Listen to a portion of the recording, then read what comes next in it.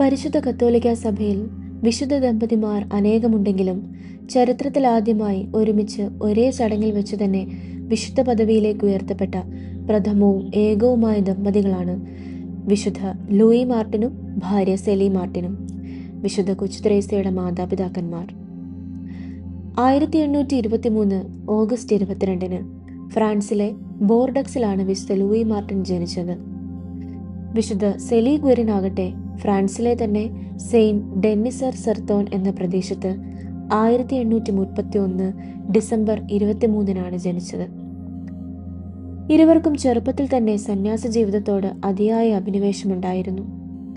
ആയതിനാൽ അവരിരുവരും നന്നേ ചെറുപ്പത്തിൽ തന്നെ തങ്ങളെ ആ ജീവിതത്തിനായി മാനസികമായി തയ്യാറാക്കുകയും പ്രായപൂർത്തിയായപ്പോൾ സന്യാസാശ്രമങ്ങളെ സമീപിക്കുകയും ചെയ്തു.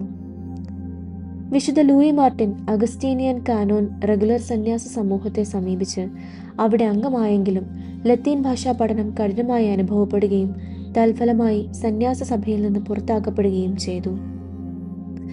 വിശുദ്ധ സെലി ആകട്ടെ Sisters of Charity of Saint Vincent de Paul എന്ന സമൂഹത്തെ സമീപിച്ചു. എങ്കിലും ആരോഗ്യക്കുറവ് കാരണം സന്യാസ പ്രവേശനം നിഷേധിക്കപ്പെട്ടു. അതിനുശേഷം ഇരുവരും സന്യാസ ജീവിതം എന്ന ആഗ്രഹം ഉള്ളിൽ ധ്യാനിച്ചുകൊണ്ട് ജീവിതം ആരംഭിച്ചു. ലൂയി മാർട്ടിൻ ഒരു വാച്ചു നിർമ്മാണ വ്യാപാരിയായും സെലിൻ ഭംഗിയുള്ള വസ്ത്രങ്ങൾ തുന്നുന്ന തിരക്കേറിയ ഒരു ലേസ് മേക്കറായും മാറി. അവർ അലൻസോൺ നഗരത്തിൽ വസിച്ചു പോന്നു.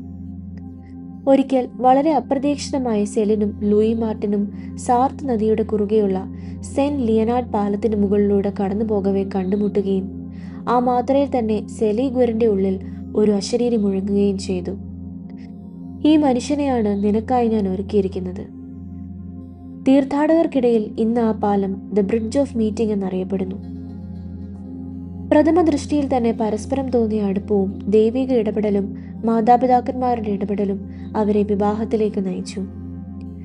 1858 ജൂലൈ മാസം 13 ഇരുവരും വിവാഹിതരായി. അവരുടെ വൈവാഹിക ജീവിതത്തിൽ എപ്പോഴും പ്രഥമ സ്ഥാനം കൽപ്പിച്ചിരുന്നത് ദൈവത്തിന് മാത്രമായിരുന്നു.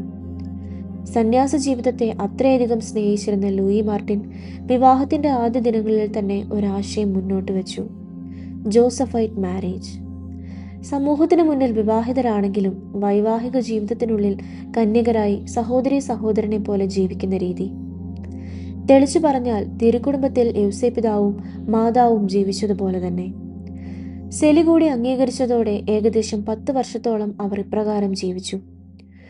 ഒടുവിൽ സെലി മാർട്ടിന്റെ ആധ്യാത്മിക പിതാവ് വഴി ദൈവം അവരോട് സംസാരിച്ചു. അവരുടെ വിളി നസറേത്തിലെ തിരുക്കുടുംബം പോലെ വിശുദ്ധമായ മറ്റൊരു തിരുക്കുടുംബം സൃഷ്ടിക്കാനായിരുന്നു. അതിശ്രേഷ്ഠമായ ഈ വിളി ഉൾക്കൊണ്ടുകൊണ്ട് വിശുദ്ധമായ ഒരു കുടുംബജീവിതം അവർ നയിച്ചു. അതിൽ അവർക്ക് 9 കുഞ്ഞുങ്ങളെ ദൈവം നൽകി. അതിൽ 4 മക്കൾ ശൈശവം താണ്ടാതെ ദൈവസന്നിധി പ്രാപിച്ചു. തങ്ങളുടെ മക്കളെയെല്ലാം അവർ ദൈവത്തിന് സമർപ്പിച്ചിരുന്നു എന്നതിന് ഉത്തമ ഉദാഹരണം എല്ലാ പെൺകുഞ്ഞുങ്ങളുടെ നാമത്തോട് ചേർത്ത് മറിയത്തിന്റെ പേരും ആൺകുഞ്ഞുങ്ങളുടെ നാമത്തോട് ചേർത്ത് വിശുദ്ധ യോഹന്നാൻ സ്നാപകന്റെ പേരും അവർ ഇട്ടിരുന്നു എന്നതാണ്.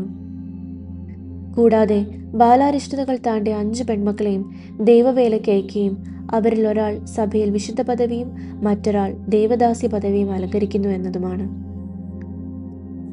ബാലാരിഷ്ടതകൾ അതിജീവിച്ച് സന്യാസം വരിച്ച് വിശുദ്ധ ജീവിതം നയിച്ച ലൂയി മാർട്ടിൻ സെലി മാർട്ടിൻ ദമ്പതികളുടെ മക്കൾ ഇവരാണ്. 1. Marie Louise Martin. Louise Martin തന്റെ സന്യാസവിളിയെ തിരിച്ചറിഞ്ഞ് ലിസ്യൂവിലുള്ള കർമ്മലീത്ത മഠത്തിൽ ചേർന്ന് തിരുഹൃദയത്തിന്റെ സിസ്റ്റർ മേരി എന്ന നാമം സ്വീകരിച്ചു. 2. Mary Pauline Martin. പൗളിനും ജ്യേഷ്ഠതയുടെ അതേ പാത സ്വീകരിച്ച് കർമ്മലീത്ത മഠത്തിൽ പ്രവേശിച്ച് യേശുവിന്റെ മദർ ആഗ്നസ് എന്ന നാമം സ്വീകരിച്ചു. 3. Mary Leonie Martin. ദൈവദാസിയായ Leonie order of the visitation of holy Mary എന്ന സന്യാസ മഠത്തിൽ പ്രവേശിച്ച് സിസ്റ്റർ ഫ്രാൻസിസ് തെരേസ എന്ന നാമം സ്വീകരിച്ചു. 4.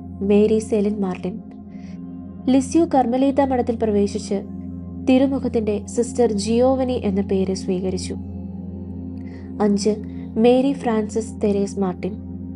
അവസാനത്തെ മകളായ ഫ്രാൻസിസ് തെരേസ് മാർട്ടിൻ എന്ന വിശുദ്ധ കൊച്ചു ത്രേസ്യ ജ്യേഷ്ഠത്തിമാരുടെ പാത സ്വീകരിച്ച് ലിസ്യുവിലെ തന്നെ കർമ്മലീത്ത മഠത്തിൽ ചേരുകയും ഉണ്ണിയേശുവിൻ്റെയും തിരുമുഖത്തിൻ്റെയും സിസ്റ്റർ തെരേസ എന്ന നാമം സ്വീകരിക്കുകയും ചെയ്തു. അവളുടെ മരണത്തിന്റെ 25 വർഷങ്ങൾക്ക് ശേഷം 11-ാം പിയൂസ് മാർപ്പാപ്പ മെയ് 17, 1925 വിശുദ്ധയാക്കുകയും 1997 വിശുദ്ധ ജോൺ പോൾ രണ്ടാമൻ മാർപ്പാപ്പ അവളെ സഭയുടെ വേദപാരംഗതയായും ഉയർത്തി. ലൂയി മാർട്ടിനും സെലിയും വിശുദ്ധരായതെങ്ങനെ? അത്രമേൽ സാഹസികമോ കഠിനമോ ആയ പ്രവർത്തനങ്ങളിൽ കൂടി അല്ല അവർ വിശുദ്ധിയിലേക്ക് പ്രവേശിച്ചത്. ഇരുവരും എല്ലാ ദിവസവും വിശുദ്ധ കുർബാനയിൽ പങ്കെടുത്തിരുന്നു. എല്ലാ ഞായറാഴ്ചകളിലും നിർബന്ധമായും വിശ്രമിച്ചു. സ്ഥിരമായ കുടുംബ പ്രാർത്ഥന, ദൈവത്തെ എല്ലായ്പ്പോഴും എല്ലാ കാര്യത്തിലും ഒന്നാമതായി സ്വീകരിച്ചു. ഇരുവരും അവരുടെ ജോലിയെ ദൈവത്തെ മഹത്വപ്പെടുത്തുവാനുള്ള അവസരമായി ഉപയോഗിച്ചു. അവരുടെ സമ്പാദ്യങ്ങളിൽ നിന്ന് മറ്റുള്ളവരെ ധാരാളമായി സഹായിച്ചു. അവരുടെ എല്ലാ ദുഃഖങ്ങളെയും, ഏറ്റവും പ്രത്യേകിച്ച് 4 മക്കളുടെ മരണത്തെയും ക്രിസ്തുവിന്റെ പീഡയോട് ചേർത്ത് വെച്ചു. അതോടൊപ്പം ബാക്കി 5 മക്കളെയും വിശുദ്ധിയിൽ വളർത്തിയെടുത്തു. സെലി മാർട്ടിൻ തന്റെ മക്കളെയെല്ലാം സദാനേരവും യേശുവിന്റെ തിരുഹൃദയത്തിൽ സമർപ്പിക്കാൻ പഠിപ്പിച്ചു. ഓരോ ദിവസത്തെ ക്ലേശങ്ങളും യേശുവിന്റെ പ്രീതിക്കായി സമർപ്പിക്കാൻ പരിശീലിപ്പിച്ചു. ഇരുവരും മക്കൾക്ക് വേണ്ടി ജീവിച്ചു. സെലിയുടെ അകാല മരണത്തിന് ശേഷം മക്കളുമൊത്ത് ലിസ്യൂവിലെത്തുകയും സ്വന്തം കാര്യം ആലോചിക്കാതെ മക്കളുടെ ഇഷ്ടപ്രകാരം മഠത്തിൽ ചേരാൻ അനുവദിക്കുകയും ചെയ്തു. മറ്റു ദമ്പതി വിശുദ്ധരിൽ നിന്നും ലൂയി മാർട്ടിനെയും സെലി മാർട്ടിനെയും വ്യത്യസ്തരാക്കുന്നത് അവരുടെ ലളിതമായ ജീവിത രീതിയും ചെയ്യുന്ന കാര്യങ്ങളിൽ പൂർണ്ണമായ ദൈവിക ബോധവുമാണ്. 3-ാം നൂറ്റാണ്ടിലെ വിശുദ്ധ ദമ്പതിമാരായ വിശുദ്ധ തിമോത്തിയും മൗരയും വിശുദ്ധ ക്രിസാന്തസും ഡയറയുമൊക്കെ രക്തസാക്ഷിത്വം പോലുള്ള സാഹസികവും കഠിനവുമായ മാർഗത്തിലൂടെ വിശുദ്ധരായപ്പോൾ തങ്ങളുടെ കുടുംബത്തെ തിരുക്കുടുംബമാക്കുവാൻ പരിശ്രമിച്ച ലൂയി മാർട്ടിനും സെലി മാർട്ടിനും ലളിത ജീവിതം നയിച്ചുകൊണ്ട് വ്യത്യസ്തരായി നിൽക്കുന്നു. അതിനാൽ തന്നെയാകും ദൈവം ഇരുവരെയും ഫ്രാൻസിസ് മാർപ്പാപ്പയിലൂടെ 2015 ഒക്ടോബർ 18 വിശുദ്ധ പദവിയിലേക്ക് ഉയർത്തിയത്. ലളിത ജീവിതത്തിലൂടെ വിശുദ്ധി പ്രാപിച്ച ലൂയി മാർട്ടിനും സെലി മാർട്ടിനും നൽകിയ ആ മാതൃകയിലൂടെ നമുക്കും വിശുദ്ധരാകാം.